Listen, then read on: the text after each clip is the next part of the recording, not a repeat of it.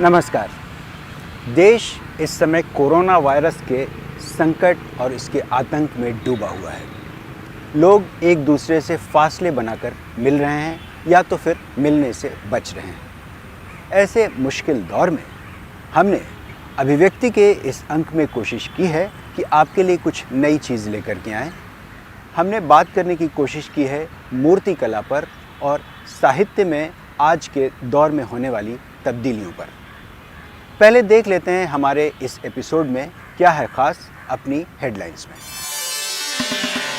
मूर्ति शिल्प कैसे बन गया सियासत का एक बड़ा उद्योग। जाने माने शिल्पकार राम सुतार की दुनिया में कैसे बनती हैं सियासी महापुरुषों की मूर्तियां। आखिर क्यों सिमटती जा रही है मीडिया में साहित्य संस्कृति की जगह। आज के दौर के बारे में क्या सोचते हैं जाने माने साहित्यकार और साहित्य अकादमी सम्मान पाने वाले नंद किशोर आचार्य। और साहित्य कला और संस्कृति की दुनिया में क्या क्या हुआ खास, देखेंगे कुछ हलचलें परिक्रमा में। तो सबसे पहले अपनी कवर स्टोरी में हम चलते हैं मूर्तिकारों की दुनिया में, शिल्पकारों की दुनिया में।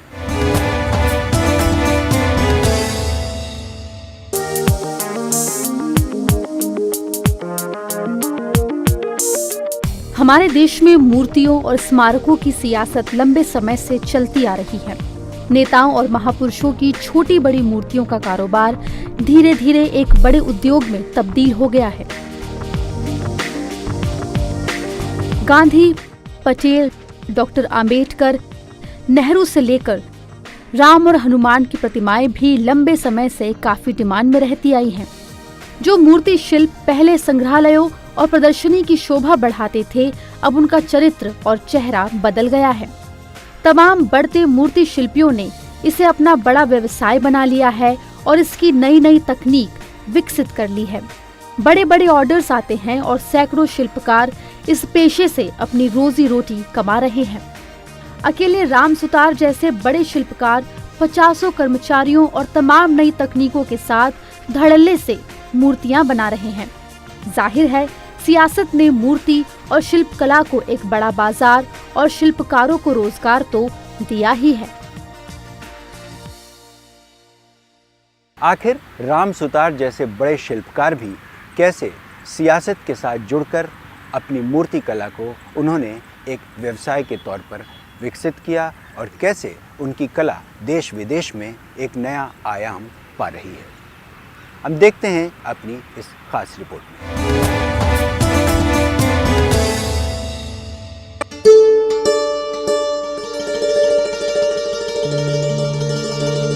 मूर्ति शिल्प की दुनिया में जाने माने शिल्पकार राम सुतार को आज पूरा देश जानता है। खासकर गुजरात के नर्मदा जिले में उनकी बनाई दुनिया की सबसे ऊंची सरदार पटेल की मूर्ति स्टैच्यू ऑफ यूनिटी ने सबका ध्यान शिल्पकार राम सुतार की ओर खींचा है।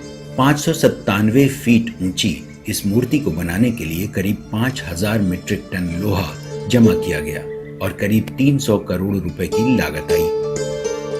दरअसल राम सुतार ने कला के क्षेत्र में वक्त की मांग को पहचाना और अपनी प्रतिभा को एक बड़ा आयाम दिया। 1947 से राम सुतार मूर्तियां बना रहे हैं और मुख्य रूप से उन्होंने गांधी जी की तमाम प्रतिमाएं बनाई हैं। संसद भवन में लगी गांधी जी की विशाल प्रतिमा हो या संसद के भीतर पटेल की प्रतिमा, राम सुतार ने इनके अलावा भी बाबा साहब भीमराव अंबेडकर, नेहरू जी, इंदिरा गांधी और तमाम लोगों की प्रतिमाएं बनाकर धीरे धीरे अपनी कला को एक बड़े व्यवसाय में तब्दील कर दिया है। नोएडा के सेक्टर 63 में Ram Sutar fine arts limited के नाम से उनकी देखरेख में तमाम कलाकार काम करते हैं और तरह तरह की मूर्तियां गढ़ते हैं। राजनीतिक पार्टियां अपने महापुरुषों की मूर्तियां तो उनसे बनवाती ही हैं, साथ ही तमाम छोटी बड़ी मूर्तियों का एक बड़ा बाजार यहीं से संचालित होता है। तमाम आधुनिक उपकरणों और मशीनों से गढ़ी जाने वाली इन मूर्तियों की जीवंतता को अपनी पारखी नजर से अंतिम रूप देते हैं 93 साल के हो चुके राम सुतार जी, जिन्हें उनकी प्रतिभा के लिए पद्मश्री, पद्म भूषण और टैगोर अवार्ड भी मिल चुके हैं। मूल रूप से महाराष्ट्र के इस कलाकार का पूरा नाम है राम वनजी सुतार। उम्र के इस पड़ाव पर भी वो बेहद सक्रिय हैं और व्यावसायिक तौर पर उनके बेटे और आर्किटेक्ट अनिल सुतार अब उनकी परंपरा को उनके साथ मिलकर आगे बढ़ा रहे हैं।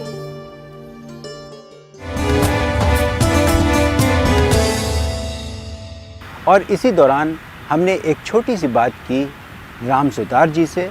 राम सुतार जो देश के जाने माने शिल्पकार हैं, जिन्होंने गांधी और पटेल की बड़ी बड़ी विशाल प्रतिमाएं बनाई हैं। तो मूर्ति कला की आज जो स्थिति है उसमें ये इस तरह की जो कलाकृतियां वैसे हैं, इस तरह से करने से लोगों में ज़्यादा ये नहीं है, ज़्यादातर मतलब इतना मेहनत करने की उनकी इच्छा नहीं होती। मोन्यूमेंटल वर्क्स वगैरह उसके आइडिया वैसा कुछ नहीं होता। मगर ये मॉडर्न, आजकल मॉडर्न जो है वो थोड़े में कुछ तो करते हैं, वो उसमें खुश होते हैं, उनको प्राइजेज भी मिल जाते हैं। इस तरह चल रहा है। मगर ठीक है, जो कुछ चल रहा है चेंज तो होता ही है। आज जो खाएंगे कल दूसरा खाएंगे ये इच्छा है। अगर राजनीतिक पार्टियां ना हो और इस तरह से डिमांड ना हो, हाँ, तो फिर मूर्ति कला का कोई भविष्य है? नहीं फिर आदमी ऐसा है, आर्टिस्ट के लिए nature is the best teacher. Artist जो है ना नेचर से प्रभावित होता है और उसी मुताबिक करने की कोशिश करता है। सीनरी है, कोई जानवर है, कोई बढ़िया कोई चीज़ है, देख के ही, चाहे बेशक अच्छी लड़की हो, बेशक मतलब भिखारिन हो, उसका भी पेंटिंग कर सकता है। वो बताता है कि इसमें भी ब्यूटी है, इसमें भी कलर बता सकते हैं, ऐसा होता है। अभी तक का आपका सबसे बेहतरीन जो काम है वो आप किसको मानते हैं? बेहतरीन क्या, वैसे देखा ये पर्सनैलिटी के हिसाब से शुरू से तो गांधी जी कई 48 से मैं गांधी जी कर रहा हूँ, 48 से। तो तरह तरह के पोजेस हो गए, आइडियाज़ हो गए, और आजकल जो पार्लियामेंट लगा है वो हो गया, इस तरह से हो। क्योंकि आजकल कंपटीशन चल रही है, बड़े से बड़े नेता एक बड़ी से बड़ी मूर्ति बनाई जाए, ये भी ठीक है। इस बहाने कुछ ना कुछ आर्टिस्ट को, आर्किटेक्ट को, इंजीनियर्स को काम मिल रहा है, कुछ ना कुछ काम मिलते रहते हैं, ये अच्छा है। ये जो पटेल की मूर्ति को लेकर के आपने जो मेहनत की इतनी, उसमें कितना समय लगा कुल मिला? ये तो 4.5 साल तो काम चल रहा था। तो उसको लेके कंट्रोवर्सीज भी बहुत हो रही है। ये तो चलता ही रहता है ख्याल से। लेकिन एक कलाकार के लिए इसका कोई मतलब नहीं है। नहीं, इससे कुछ से लोह पुरुष की बात है। आइडिया क्या है मोदी जी क्यों, मतलब लोह पुरुष मतलब एक कणखर आदमी, लोग फिर उनके आइडिया कि लोह पुरुष के नाम से लोहा इकट्ठा किया जाए, अब वो पैसा काम में आ जाएगा, ये लोगों की मदद होगी बड़ा काम करने के लिए, एक आइडिया भी अच्छा रहा। पिछले दिनों साहित्य अकादमी पुरस्कार समारोह के दौरान हमारी मुलाकात हुई जाने माने वयोवृद्ध साहित्यकार नंदकिशोर आचार्य से। आचार्य जी को इस बार हिंदी के लिए साहित्य अकादमी पुरस्कार से सम्मानित किया गया है। आचार्य जी ने हमारे साथ खुलकर बातचीत की, जिसे हमने अपने मोबाइल कैमरे में कैद किया। इस बातचीत में उन्होंने तमाम सवालों पर, साहित्य के तमाम सवालों पर और आज की मौजूदा स्थिति पर हमसे बात की। इस बार बात मुलाकात में यही मोबाइल रिकॉर्डिंग आपके लिए। मौजूदा जो माहौल है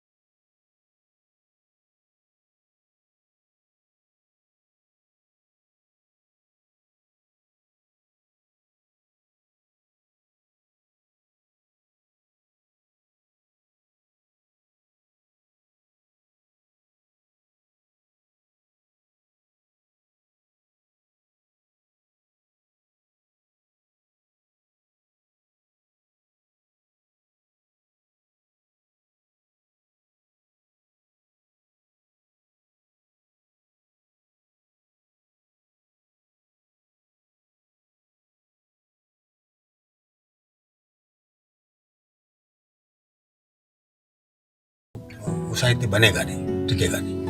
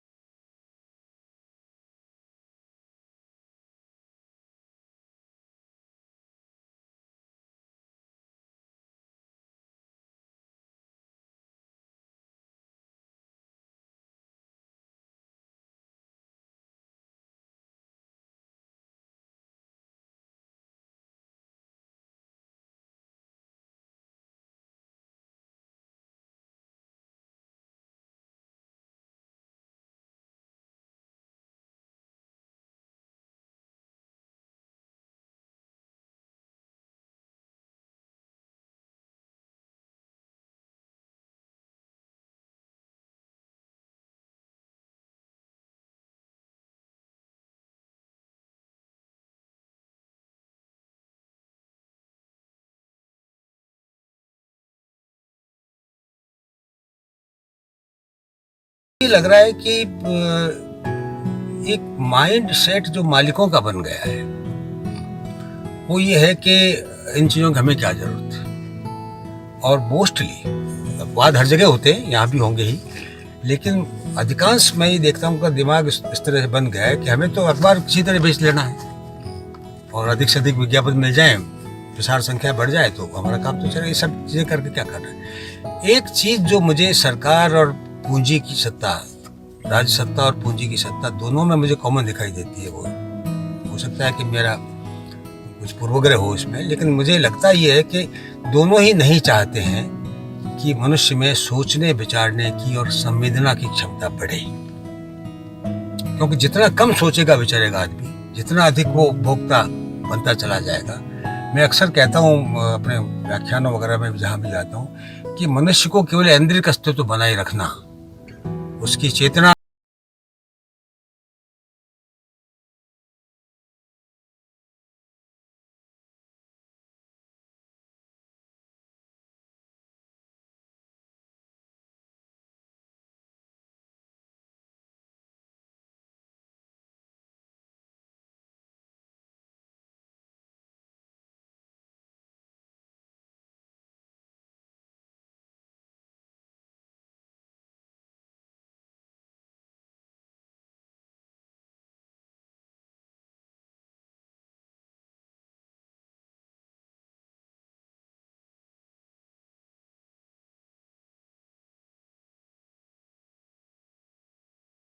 साहित्य अकेडमी अवार्ड आपको मिला जी। और बेशक निश्चित रूप से आपने इतना कुछ जीवन में किया, लिखा, उसी का ये पुरस्कार है। लेकिन साहित्य अकेडमी लंबे समय से विवादों में रहा है।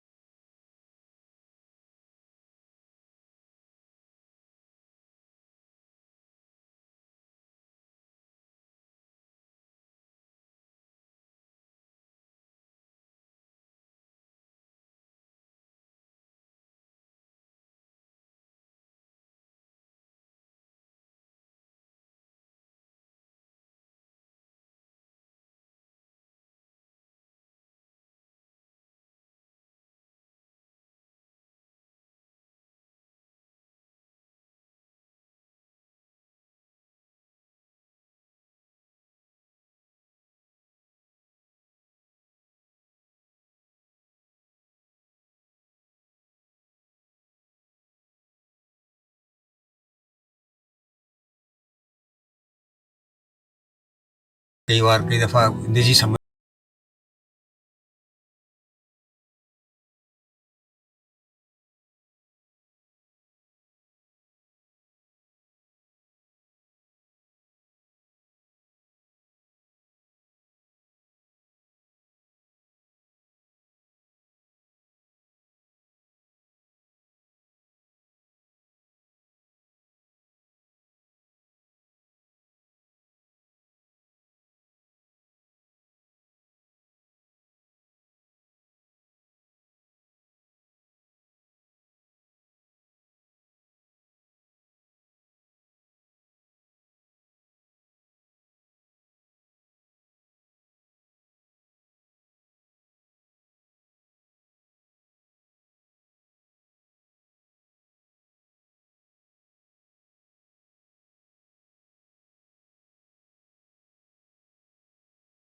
साहित्य अकादमी का कोई दोष नहीं है देश में जो आता।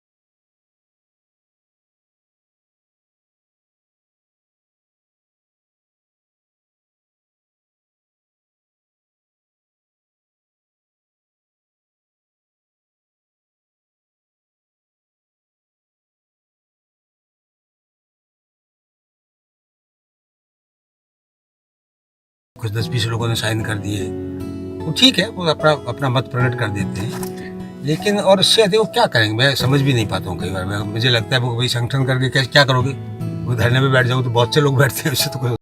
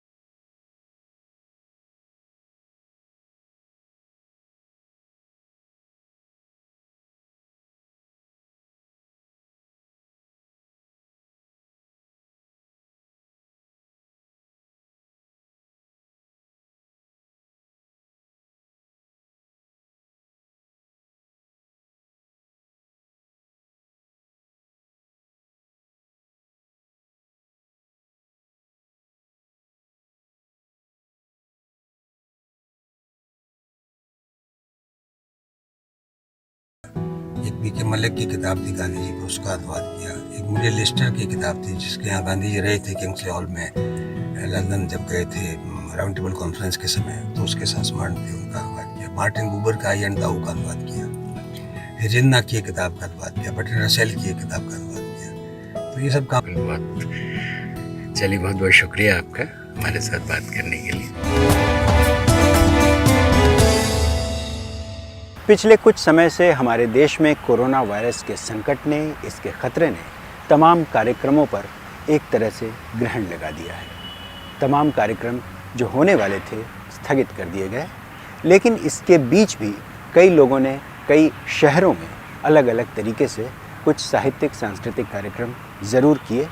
हमने कोशिश की इनमें से कुछ आपके लिए लाने की, अपने खास सेगमेंट परिक्रमा में।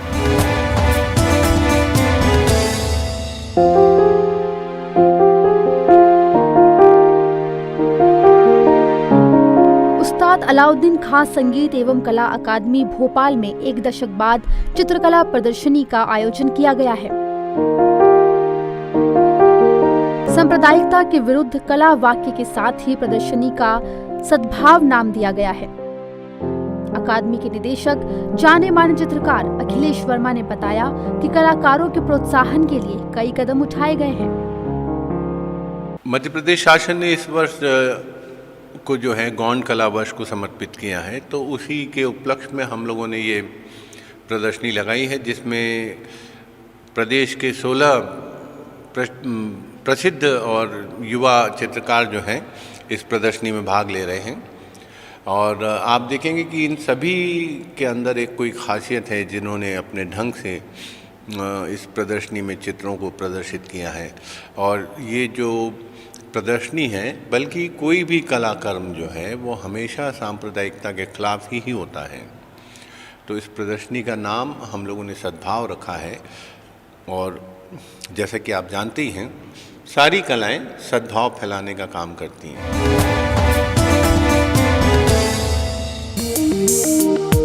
कोरोना के खतरे से national gallery of modern art को बंद करने से पहले यहां महिला दिवस के मौके पर जो प्रदर्शनी लगाई गई, उसमें तमाम महिला कलाकारों की बेहतरीन कलाकृतियां पेश की गई, चाहे वो अमृता शेरगिल हो या अर्पिता सिंह के चित्र, साथ ही एलिजाबेथ ब्रूनर के वो चित्र जो उन्होंने जयपुर की महारानी और महाराजा सवाई मानसिंह की पत्नी गायत्री देवी पर बनाया है। इनके अलावा भी यहाँ प्रदर्शित तमाम कलाकृतियों में महिला जीवन और उनके संघर्षों को उकेरा गया है। सुनते हैं, इग्नोर कर देते हैं, जानते हैं, समझते हैं, महसूस नहीं करते। दिल्ली में तमाम आयोजनों को बंद किए जाने से पहले अस्मिता थिएटर ग्रुप का नाटक दस्तक कनॉट प्लेस के सेंट्रल पार्क में पेश किया गया। इसमें आज के मौजूदा हालात और खासकर महिलाओं की स्थिति और संघर्षों को असरदार तरीके से दिखाया गया।